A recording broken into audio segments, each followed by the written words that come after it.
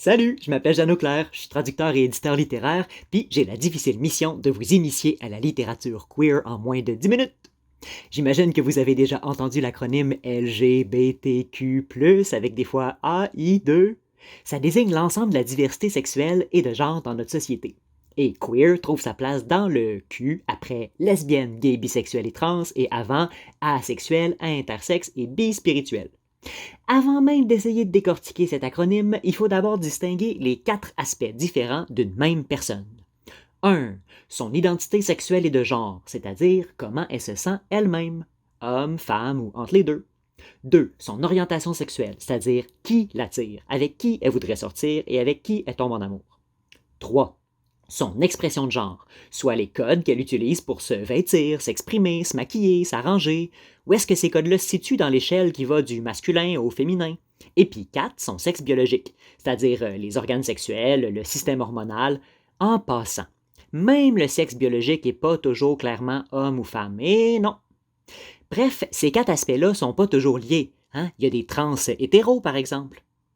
Alors, le queer là-dedans, est-ce que ça désigne l'identité, l'orientation, l'expression ou la biologie? Toutes ces réponses!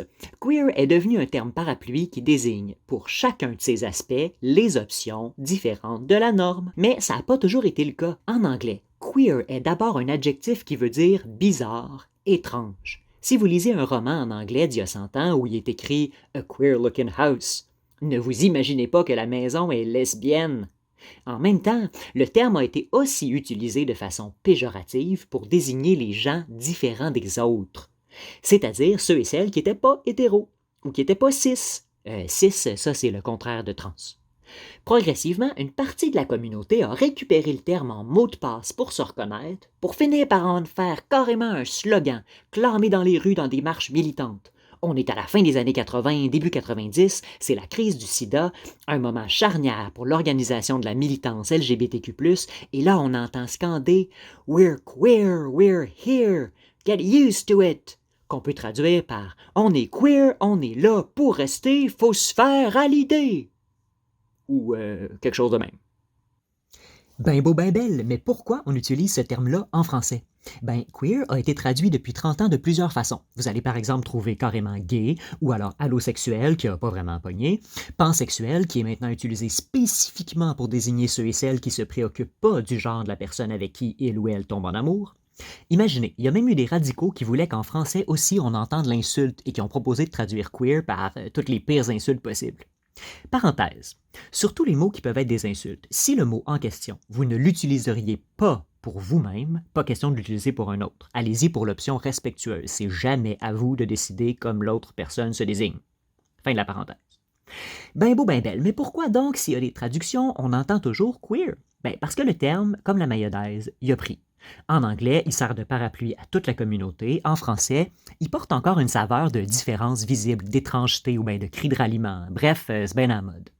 Ouais, mais Jeannot, en littérature, attachez votre tuque parce que ça voyage, ce mot-là. Certaines philosophes états-uniennes des années 80 et 90, les grandes Eve Kosofsky-Sedgwick, Judith Butler, Teresa de Lauretis, entre beaucoup d'autres, ont découvert avec joie le travail de la philosophie post-structuraliste française de l'après-Deuxième Guerre mondiale. Non, je vous résumerai pas le post-structuralisme en plus du queer, mais dites-vous que c'est un beau projet de vie de lire là-dessus. Bon, alors les philosophes états-uniennes ont rebaptisé ces textes français-là French Theory.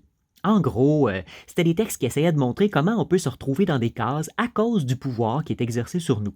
Comment le féminin, la folie et le sensible, au contraire de la raison et du savoir par exemple, avaient été souvent dévalués dans l'histoire. Et ces textes-là, ben, ils cherchaient à comprendre comment s'en libérer, comment réapprendre à voir toutes les différences là où avant on voyait juste du pareil, en s'intéressant par exemple à la création artistique, aux exceptions, à l'originalité. Bon, ça y est, je vous ai résumé le post-structuralisme, mais croyez-moi, ça vaut la peine de faire vos recherches. Bref, les philosophes états-uniennes ont été inspirées par ça et elles ont bidouillé en pigeant là-dedans la formidable queer theory, la théorie de ce qui a été laissé pour compte. Ah ah! Nous y voilà. Les théories queer au pluriel, devrait-on dire, parce que c'est pluriel, ça part dans tous les sens et ça évolue comme toutes les théories, même en sciences pures. Selon ces théories donc, le queer a 3 ennemis à combattre. Ennemi numéro 1, l'homogénéisation. c'est-à-dire cacher la variété des corps et des façons de chercher le plaisir, faire entrer toute la diversité sexuelle et de genre dans des étiquettes, genre homo, hétéro, et dire les hétéros sont comme ci, les homos sont comme ça. La réalité, c'est qu'une personne bispirituelle, ça, c'est le 2 dans l'acronyme. C'est un autre terme parapluie pour désigner la façon différente dont les Premières Nations pensent la question de la diversité sexuelle, parce que, oui, ça existait bien avant Christophe Colomb. Alors, disons, une personne bispirituelle Anishinaabe, ben, elle n'a pas pantoute la même expérience de vie qu'une personne homosexuelle dans un condo du village à Montréal. Ennemi numéro 2, le queer devrait combattre la désérotisation, c'est-à-dire de cacher tous les éléments radicaux, érotiques et sexuels pour que la pilule passe mieux. Pensez par exemple à une pub d'assurance où on aurait juste changé le beau petit couple homme-femme par un beau petit couple deux femmes. Ça, c'est pas queer, c'est rassurant, ça choque pas, ça veut juste vendre de l'assurance. Là, attention, érotique veut pas dire carrément pornographie. Hein? Malheureusement, on montre souvent la sexualité de façon pas queer pantoute. D'ailleurs, saviez-vous que le A dans l'acronyme vaut pour les asexuels, soit ceux et celles qui font peu ou pas de place au sexe dans leur vie?